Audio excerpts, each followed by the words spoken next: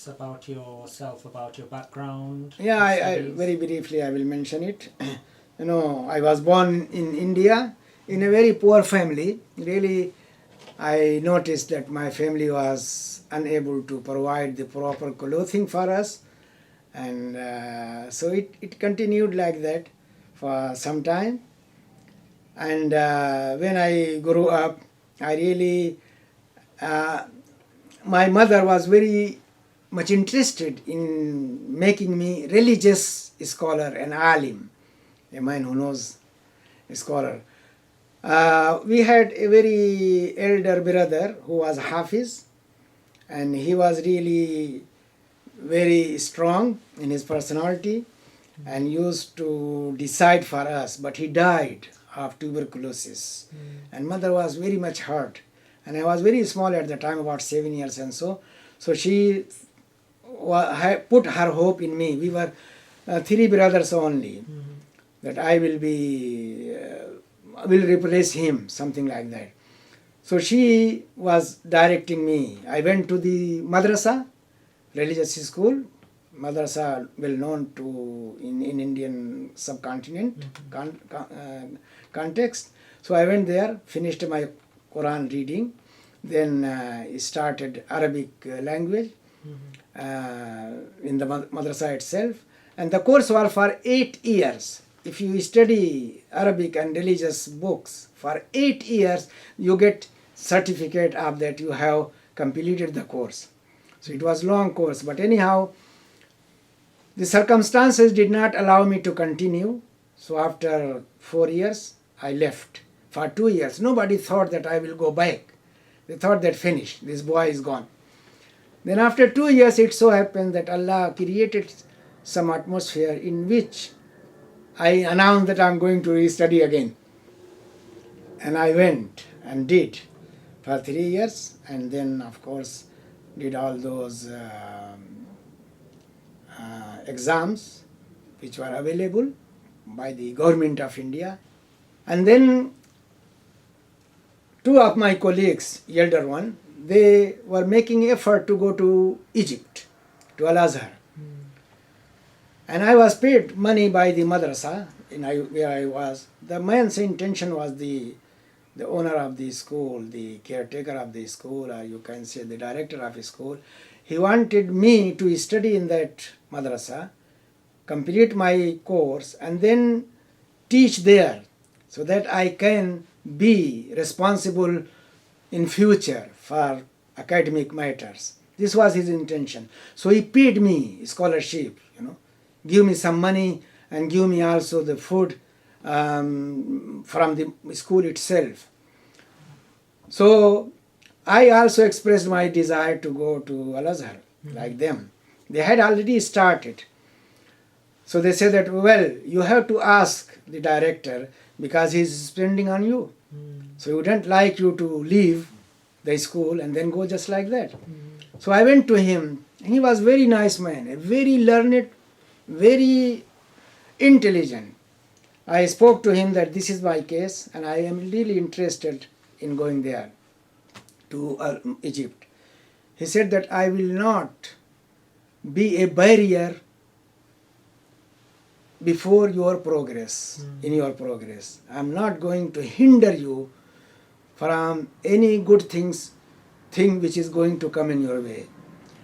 And earlier, when Islamic University in Medina was established, without my knowledge or without say anything from myself, he wrote to all those influential people whom he thought they will help get me admission in that university in the very beginning. All of them apologized. And it so happened that all of them sent their sons to that. And they said that they have nothing to do, they have no power to do. So all of them sent their sons or relative to that university. So then he invited me when they apologized, they put their excuses to him. He invited me and said that, look, I tried to send you to Medina in that university. I wrote to all these people and they just said that they cannot do anything, they have no power. So I think this is what Allah decided, and I think that it is better for you, he said. And I think that there must be something better for you, that is why you did not succeed. This person said. And then when I went, he said, okay, you can go, you can do. So I told these two guys that I will come with you. When the passport came, I decided to go. So I met the Egyptian representative of Al-Azhar in Bareilly. There was one in Deoband and one in Bareilly. So I went to Bareilly to meet him, and he said, well, of course you can go. Go to Delhi and tell the cultural attaché there. So I went and met him and came back. And the man said that don't go now, because this is April. And the university in our country starts from October. So you go in October, why you should go earlier? So I came back and then started preparation again in September. I went there, and then we were admitted into Al-Azhar also after much effort. We were admitted in MA course in Kulliyat Usuluddin. First it was the faculty of language, Kulliyat Dirasat al-Arabiyya. And then we realized that the course is very tough. We may not be able to succeed in this course. So we tried to transfer to Kulliyat Usuluddin, because religious subjects are much easier for us. We had studied it there. Though we studied Arabic as well, but it was not to that extent. So we got admission in Kulliyat Usuluddin. And then in 2 years, we finished our master's degree. It was the first batch of a student after a new amendment of the course and all that in Al-Azhar. So we were not required to write a dissertation for MA, but it was rather small pieces of assignment which were given to us, and then also subjects. We studied 22 subjects in 2 years, fine? And then we passed and got our master's degree. Now the same degree was given in the following years with 6 subjects only. Oh. And then after that they revised again and then made dissertation compulsory part of the whole course. Anyhow, after finishing there, I registered for PhD after finishing master. But I realized that there is no advisor, no supervisor, and we needed someone to train us, because we could not do anything in MA. It was the small assignments which we did. We did not write a dissertation. So it was not easy for us to embark on PhD thesis. But the man who was there, my supervisor, he said, write anything, he never gave me any advice. I said, what do I write? Write anything. So I cannot write anything, because I need some kind of guidance, some advice, but he was unable to provide. In the meantime, a friend of mine came and said that, why don't you go to American University in Cairo? They are giving a lot of money as a scholarship. So his intention was to get money, not to have kind of study. So he took me there. I went there, and then the head of department, or the director of center, it was Center for Arabic Studies inside American University in Cairo. The American guy was very much impressed and said, well, and he told him that he is graduate of Al-Azhar. And there I realized that Al-Azhar had such a big impact on those guys. So he said, well, I don't see any problem in his admission. They didn't have PhD program. So he can get admission. But he is late, because now we have already finalized everything. So he will have to pay fees. But as head of department, I can exempt him from half of the fees. He says half of the fees he has to pay. So I said, even that one much we cannot pay. So I told the man that I cannot pay even that. So he said, okay, fine. Now you come in the second semester, which is going to start in February. And then there, of course, we will put your case and then discuss. So I left, and then the address which I had written, it was not of the hostel of Al-Azhar, because we were scared, because it was not safe place.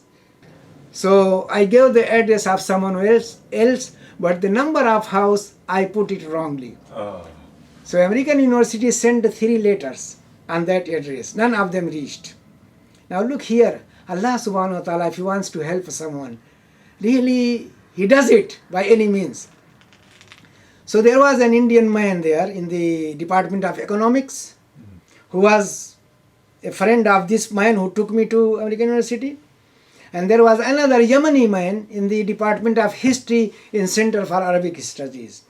So that man, the man of Center of Arabic Studies, he spoke to this man, said that there was someone who came here for admission. So find out where he is and what happened to him. So he said that they came to me and said they are looking for you. So I went there and said that we sent 3 letters, where are you? I said I didn't receive any of them because the address was wrong. The lady who was deputy director of the center said that you are the one who gave us this address. Yeah, didn't write from our own side. It was provided by you. I said, yes, what can I do? It was wrong. They said, okay, fine. Now you go to the English department and give test for English language. So I went there. So the secretary comes out and then said that, well, we have finished yesterday. Khalas, there is no more examination, no more test. So I came to the deputy director and said that I am told that the examination has finished, there is no more test. So she wrote a note and then I took it to the department again, English Language Institute it was called, ELI. Then the director agreed to put me to the task. The lady asked me, secretary, are you ready? What can I say? I say yes. So she put me in a board room like that and brought me some things, a question to write an essay, first with outline, then another essay without outline. It took me about 1.5 hours and so. And then after that she says, go and take some drink and tea and come back after half an hour. Why should I go to drink? I went to the mosque straight. And then and ask Allah, just to help me in this, to get out of this mess. I was not very much interested, by the way. So I came back after that, and then she gave me objective test of 120 questions. This was the first time in my life I had this kind of test. And then it gave warning that if you read every question and try to think, the time will pass and then you will not be able to finish. So I did some after reading, and then after that I said Bismillah and then started ticking one after the other. Then it was finished. So I wanted to leave. So the lady ran behind me and said that director wants to see you. I went and then he asked me whether I was in a university before. Because they look, I appeared very stupid, very naive, a person who doesn't know anything. So when I mentioned Al-Azhar, he stood up and shook his hand so strongly that I became scared. Very strongly. Only the name of Al-Azhar I mentioned and he jumped up from his chair and then, hello, thank you very much, this and that. I was scared, really. Anyhow, I left and then he said that, okay, the result will be sent to the Center for Arabic Studies tomorrow. So I came the following day to Madam, Deputy Director, and she said that our standard is that you must have something called a 101, but we give admission to those who have only 100A or 100B or 100C. You are in 100B. So what we could do for you, look, he said, okay, go away. We don't admit you. So what we could do you that we will send you to English Language Institute to study English and improve yourself. You have to clear from 100B to 100A and another semester from 100A to 101. Finish. You have completed. So I was admitted conditionally, provisionally. And they said that they are not going to give me any scholarship, but my fees will be off. So I started, and I was so much concerned. Now I got interest, but the atmosphere was completely different. I come from Al-Azhar and find myself in an American society. It was completely American society, American environment. And the girls with mini jeep, and all that, which was the fashion at the time, going around, sitting together, holding the hands of other, putting their hand on the shoulder of girl. This was the atmosphere there, which was really very strange to me. So I go and attend my class and run away from there. So in this way, I did all my job and then put really myself to the task. So when the result came from 100B, I was in 101 direct. So they said, "Khalas, you have full admission." I said, "No, but I don't feel even confident about my English." The woman looked at me and said that, "What you are saying? The people want to get rid of this. You passed and then you want to go back." I said, "Yeah, I want to go back." So they gave me permission to attend one class of English there. And then, of course, I studied. So I went to the deputy director and spoke to him that I cannot study because I have no fund. He said, "But you are working in the radio station. Look, their information is so perfect." He knew all about myself, what I am doing, where I am going. So you are working in radio station. I said, "Well, do you know how much do they pay?" "They pay me only 25. He was surprised. 25? I said, "Yes, this is how much they pay."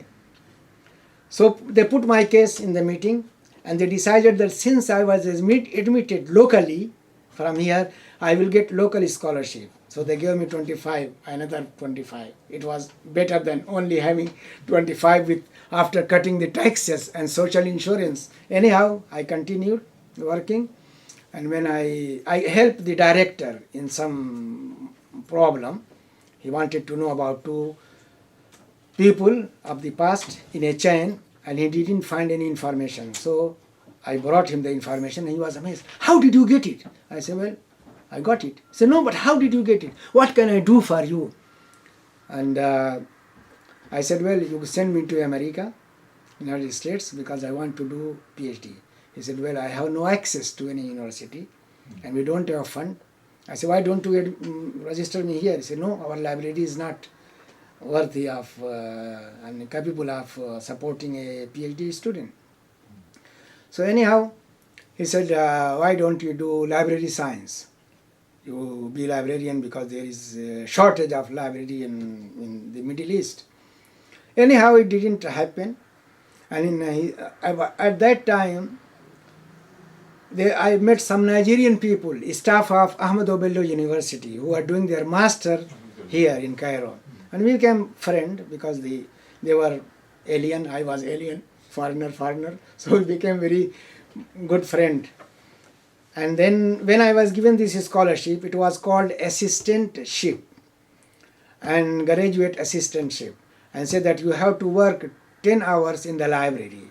So I went to the library and worked, and that is how I know everything about the library work. You know, how books are arranged and all that. They were following Devi system at the time. Then they changed to Library of Congress.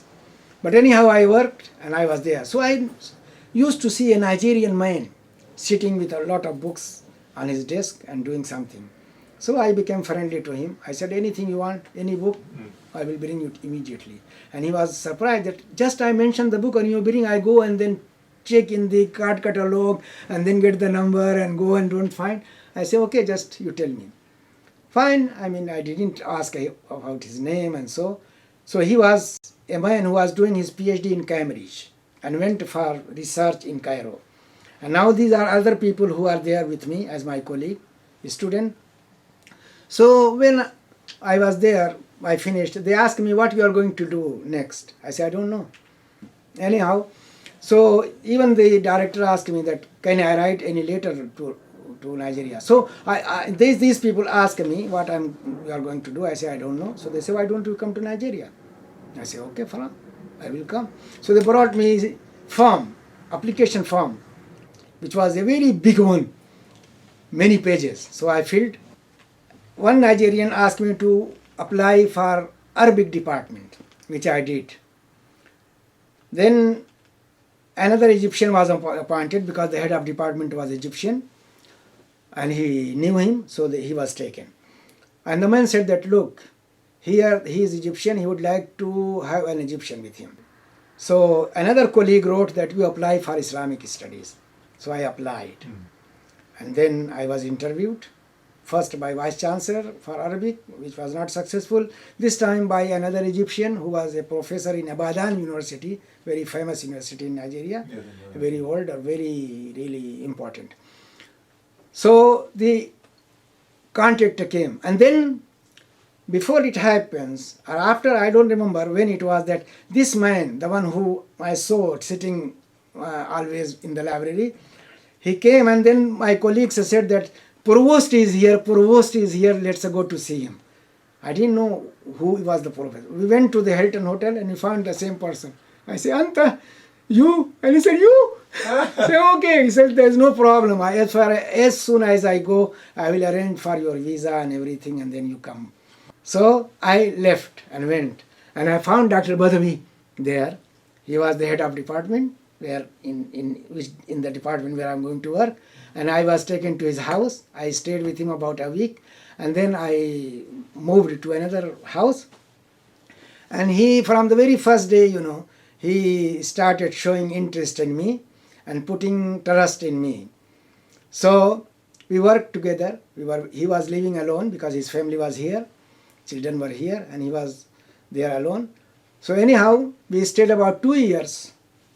I was appointed as lecturer 2 in February 1972, and then in March 1973 he brought me promotion to lecturer 1, and then in 75 he left for on sabbatical for 1 year.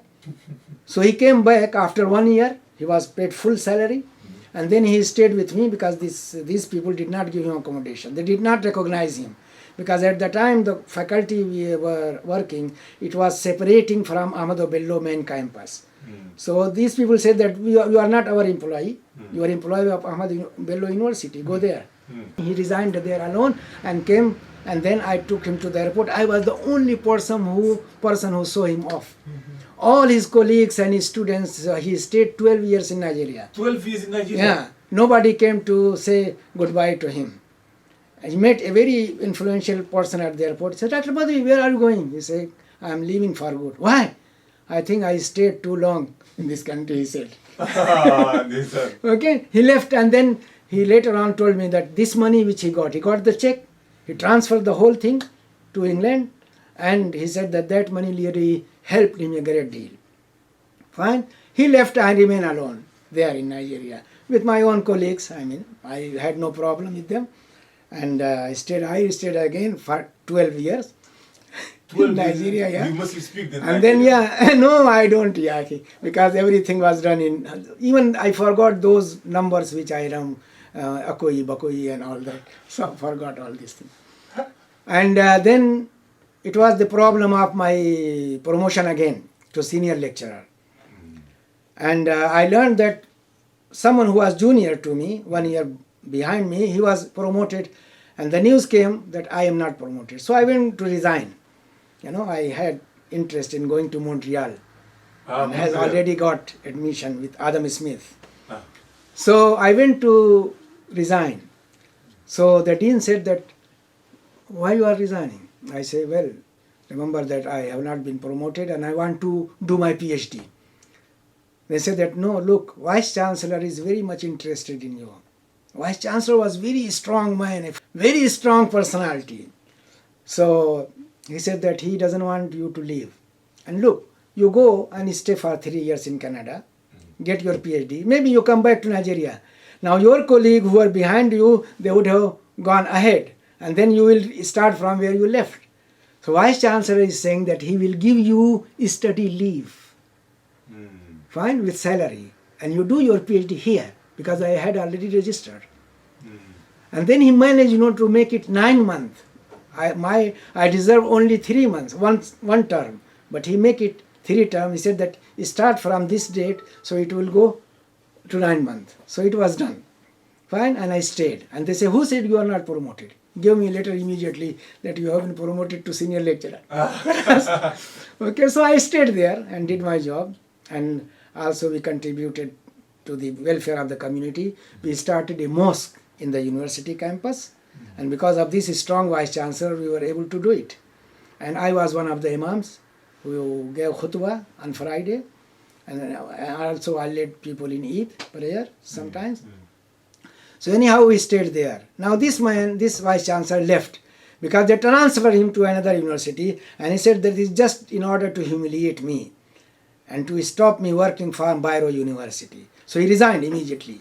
I like such people, who take this drastic action and show their strength. So he resigned. Now the people who came after him, they were very loose, very weak people. So university started struggling, So anyhow, then came the question of promotion to readership. And now Nigerians are holding the post. So one senior lecturer was promoted to professor in order to be head of department. The other man, he jumped to our department and he was promoted to reader. So I was left behind. So I went to him, to my own colleague who became professor now, that look, I don't accept this situation. I came to tell you I am leaving. So he said, why? There is a meeting of appointment promotions committee, I am going there and will ask them to promote you. Because I got, senior lecturer C scale, I got stuck, no more increment. So he said, I will ask them first to promote you. If they can't promote you, then at least they should lift this bar and you start getting increment. So he went and then he came laughing, saying that they accepted that you be promoted to reader. Fine. Now there were other candidates who were given this, and then they went, they had no published material. Their thesis, their article, which were in manuscript, it was sent to the external examiners for assessment. Nothing in published. I had published materials, at least 2, 3. The junior man before me, he was given 1 year back salary, promotion from the year back, in retrospective. And I am giving the same day. So I went to the registrar. Everybody knew me because we are imam and then we are doing all kind of things. I said that I do not accept it. Why Ali Naibi is given from the last year, I am giving from this year. I don't accept it. He said, okay, write it. And then tomorrow is the meeting of Senate, I will put it there. So I wrote, and then I said that I would like to know my position so that I can make a decision. I asked them to write something for me so that I can present anywhere I apply for a job, and everybody wrote. And then before that it was in the regulation that if a person leaves for good, then all his luggage will be paid by the university. And then it changed. They said such and such cubic meter by ship and only this much about by air. So the registrar advised me that look, you say that I will send it unaccompanied. So I will give you that much money, which you can cover all your expenses like that. He gave me advice what to do, and it was okay. And really when I came to leave, I came to the airport, so the vice chancellor, deputy vice chancellor, dean of the faculty, registrar was not there, another person, admission secretary, all of them were there to say Fatiha, read Salatul Fatih for me and wish me all the best. I was really impressed there. That these people, they were higher than me, they are office holders of university, they come to the airport just to see me off.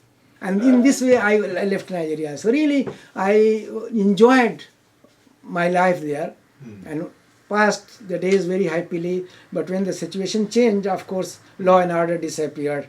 And they said, don't go. I said, no, we can't live in this situation. We don't get essential commodities. When I was leaving, Dr. Badawi, I told him that I am leaving Nigeria. I said, okay, come here. And then the telegram which he sent for my appointment did not reach me. And then another person was interested in India to invite me. So I left for India and then telegram came to Nigeria. So I didn't see it. I went and made a kind of agreement with him. And then I came back and then left and went to him in Bombay. And I work in his research department and work in the editing of Arabic text, manuscript. I mean, we were working very hard. But this man was not satisfied, though he was my relative. And he started, playing with me. And the agreement which was made, he didn't honor. So I decided to leave. So I spoke to Dr. Badwi, and he was trying to stop me here when I was leaving Nigeria, going via London. He said, don't go. This building has been acquired. He brought me here and said that, look, don't go and stay here. I say, well, my mother is still alive, my children are very young, so I want them to acclimatize there. He said, you are stupid, you will regret. So I went, and after 4 years, I spoke to him on phone saying that, he said, what is up there? I said, well, I want to come.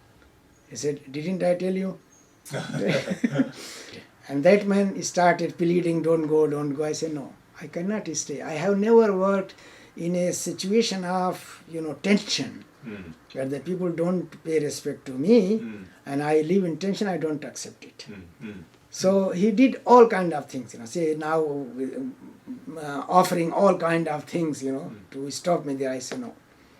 So it took 6 months until it came, and every 2-3 weeks I go, because there are no phone facilities in my town, so I used to go to big towns like Delhi and Bombay somewhere, and speak to Dr. Badwi, disturbing him day and night.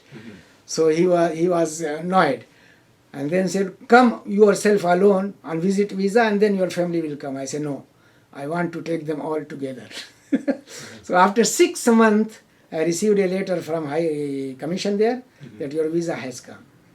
And I went and then completed the procedure and came back here.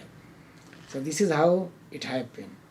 And my thought was that, it is a well-established college. When I came here, I found no one, and only 2 students from Ghana. I asked them what we are doing. They say, we are doing nothing. I say, okay, let us start. So I started with them, and then I told Dr. Badwi that I didn't come just to sit down here for no work, no reason. So why don't you invite people to come and make announcement, and then also give a scholarship. So he announced his scholarship, and some people came. So it started. In reality, we started our teaching from 1990. Before that, it was just empty. Nothing was there. And then English courses were given free. They started coming, and they were seen only English class, nowhere else. They are not taking one subject, and they are taking English. So he stopped teaching English. Said, no more English. Khalas. If you don't know English, don't come here. So they ran away. But anyhow, we started from there, and we continued, and we implemented the syllabus. And then I got in touch with Birkbeck, and Lord Combermere really helped a great deal. He said, well, why don't you make a certificate in Arabic language? I said, okay, we prepared the syllabus and all, and we went to meeting. Combermere is very silent and kept his composure. Didn't speak anything, any word. He knew that if he wants, it will go ahead. So he got it approved. Yeah. And we started. We are giving 50 meetings 2 years, and then the person will get a diploma in Arabic language. It continued until Combermere went, and then he said, why don't you do a course on Islamic studies? So first we started as Arabic, then we did Islamic. So it continued until the whole thing was scrapped now as it is. Yes. So it is just like that. And many chances came to me from here and there to leave this college and go, but I became attached to it, I don't know why. There was a very big chance by Saudis people. They established their center in Edinburgh. Yes. They wanted me to be director of that, and the man is trying to convince me that, look, you will be the wholesale in charge of the place.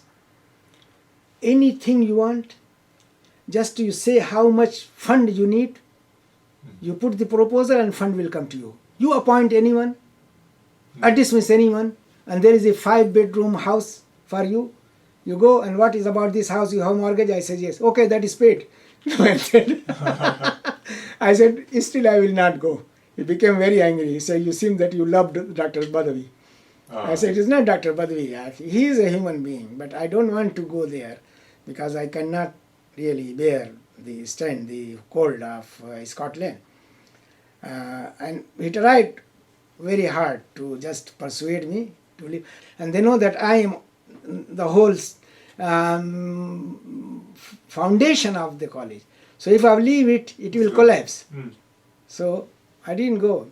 And then we asked again, and Dr. Badu again and again to raise our wages to this. He did help, no doubt. He did help me to help, and that helped me a great deal because my daughter was studying medicine and she needed money. I had no fund. So that helped. So in this way he helped. One thing I missed a great deal, that the type of work I was doing in Bombay, I mean that kind of work was not available here. We had no big library, and then there was no publisher. If I do anything, who is going to publish? That was a big question. So that I missed for some time, very bitterly, very greatly I missed. But little by little, when the student came and I became engaged, I used to come 9 o'clock in the morning or 8:30 and leave 9 o'clock in the evening from here. Because Barkebek's classes were there, and the classes are here about in between. There were 2-3 hours, which was very difficult to pass, just sitting down doing nothing. But anyhow, we did. So now life has come closer to end. So inshallah, one day you will see. Though I had registered in Al-Azhar, and that was on the subject of hadith. The topic was Imam Nasai, one of the 6 books authors, Sunan al-Nasai, Imam Nasai's author. It was the topic, but I couldn't do anything. I just made plan, but I could not start even. Then when I went to Nigeria, I was told by Dr. Badu that I must do my PhD, that it is very much required in any academic field. So he suggested a scholar from Nigeria itself, Abdullah Danfodiu. So he suggested that I should study that person and his book, which I did, and I got my PhD on that in tafsir. As a matter of fact, it was about the work in Quranic studies by Abdullah Danfodiu. When I reached to Nigeria, it was the first time I was going to teach. So there was no teacher for Quran and Hadith. So I was given that topic to teach. That is how it came to me. And from that time until now, I have been teaching this subject, studies of the Quran, studies of Hadith. And also when I left teaching and went to work in research, this was the book of Hadith which came to me. So which was also a support to strengthen my interest in Quranic studies. Hadith and Quran are related, they are together. So in this way I had. So it was not something which I chose by myself. I could have been teaching Arabic language, literature, I could have been teaching history, I could have been teaching fiqh.